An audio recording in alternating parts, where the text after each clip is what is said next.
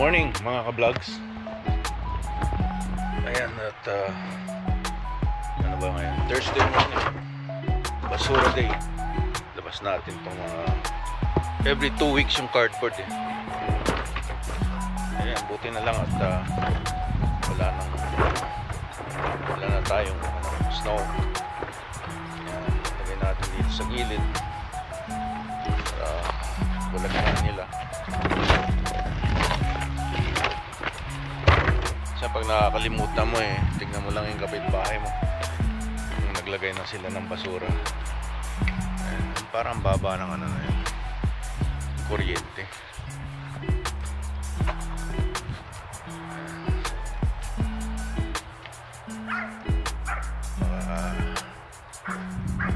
Naputol. Kit natin yung isang ito para sa drone. Ayan at ito lang yung natirang snow. Hindi masyado naarawan. Wala pang araw ngayon. So ayun kung kailan lalabas si Mr. Sun. Kaya sa mga ganitong pagkakataon, madaming mga Canadians, no? Usually immigrants, hindi kasi mga lumaki sa madalas may araw Pero sabi nila Prince George, North BC is ano dito karamihan naman medyo malamig pero yung araw niya is nakatirik din. Ayan, kagigising lang natin so yan at yung mga depression yung mga tao dito sa Canada pagka wala si Mr. Sun. Kaya sa atin, yung mga beach, ayan, pampalis ng mga kati-kati. Pagka sa beach, ang ganda sa katawan nyo. Ayan. So yung mga garbage collection, utilities yan sa city. So iba pa yung property tax. Yun yung property inside na square footage na binabayaran mo. So pagka nagdagdag ka ng space, yun ita-tax nila yan. Kaya may mga unlisted ata na yung mga basement suite na listed na sinasabi. So hindi kasama tayo sa property tax, parang ganun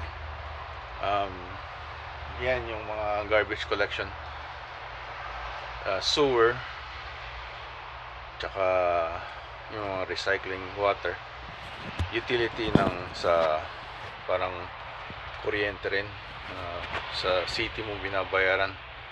Minsan nag-iiba, nagtataas sila, no? Kumbaga sa strata yun, sa building, sa mga tawag nun, yung basta yung dalawa yun kalimutan ko, pero yun may bayad sa mga may strata, non-strata yun ata. Ayan. So pag binili nyo yung ang property, just confine, just ilagay ko na lang dito pagka nakuha ko yung term. Ayan.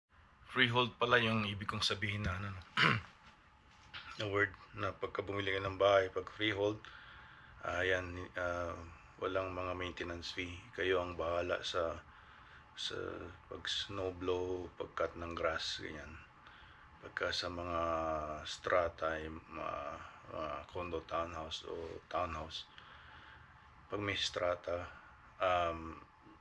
yun, yung mga cutting ng grass, sila doon, silang gumagawa nun. Yan. Hi mga ka-vlogs.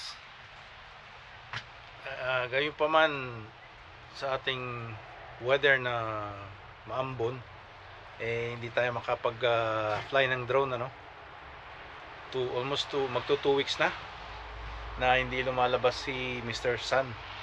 Ganun talaga pagka palapit na yung December 21st as shortest day of the year.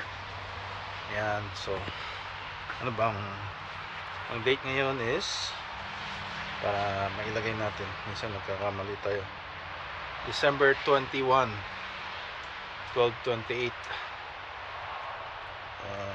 Ang weather natin is +4. Ayan, +4 siya, pero rain shower. Ayan, so I think for the last, yan, sa Friday may half sun, partly sunny. Saturday is it's unusually warm, kasi ngayon is 5 degrees. Yan. Tapos magwi-winter na, usually nag -10 na ganitong panahon So nagbe-benefit tayo sa global warming dito sa North BC, but gayon pa man, mas okay na yung rain kaysa snow. Mas prefer ko yung rain, kasi snow ang hirap mag-drive, delikado, tsaka maraming nadudulas, maraming na-aksidente din, na nababalian. Yung ulan, nababasa ka lang naman, pero hindi ka naman nadudulas. So yun nga lang, kailangan mong protektahan yung ulo mo, yung likod mo sa hangin, para hindi ma-absorb yun ng magiging lagnat o sipon o ubo. Yan lang. So hindi natin ipa-fly yung drone, kasi basa, baka masira lang. Sayang lang ang ating money pagka ganitong hindi mo ma-fly yung drone mo. So gayon pa man, Christmas is coming. This 5 days before Christmas. Hindi mo mafe-feel yung Christmas spirit dito sa Canada dahil nga yung mga kapitbahay mo hindi mo kilala, wala naman nagkakaroling ng mga bata, at ito hindi pa rin nabebenta. Yeah, it's a good car, give me an offer, so you can benefit to the all-wheel drive car. May siya, lock on differential all-wheel drive, para lahat ata nag-work, parang 4-wheel drive system, but meron yung all-wheel lang na I'm not sure kung ano yung all-wheel drive na on nakalagay. I think it's 4-4, tapos pagka hindi ata naka-on is for front wheel drive or 2-wheel drive, para to save up some gas, right, for fuel efficiency. Yan, so at mahangin siya, so hindi rin preferable na medyo magaan, kasi yung drone natin under 249 grams, para hindi mo na kailangan ng permit. Yan, so yan na muna. Ay mga ka-vlogs, kumusta kayo dyan? It's the shortest day of the year, December 21st, and it's first day of winter, pero +5, doesn't feel like winter kasi warm, walang snow, but there's expecting white Christmas, right? So yeah, we'll see how it goes. Ito nga pala kami sa reflexologist na nakilala namin, sa klase ng yung nanay ng klase ni anak ni Esme, reflexologist. So tignan namin baka maka give relief sa aming mga injuries. Ayan mga vlogs, no? Finally the sun came out. Second day of winter, December 22, 2023.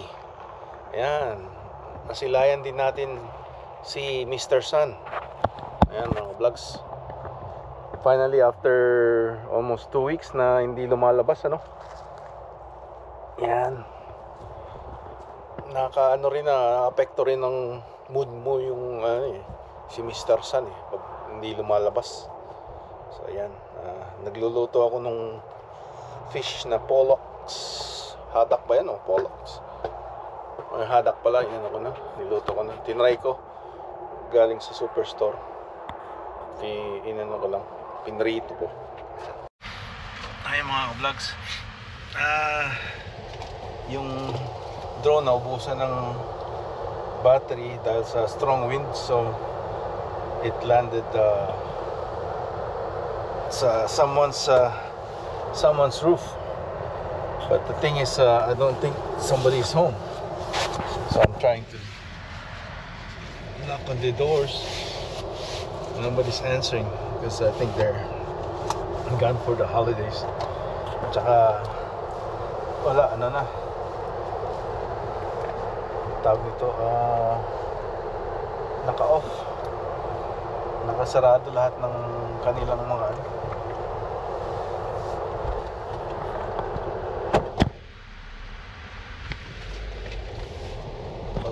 let me call.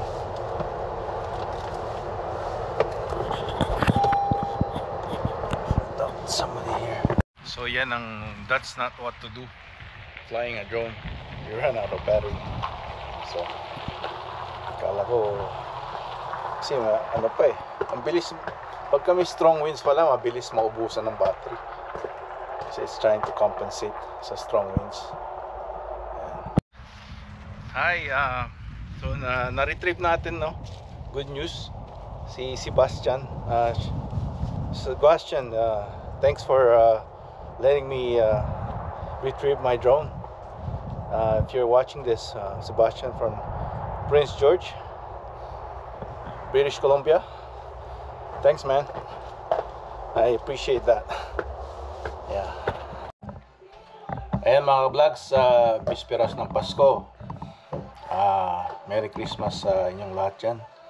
At salamat sa inyong subscription sa ating channel, Rob TV Philcan Life. 8,030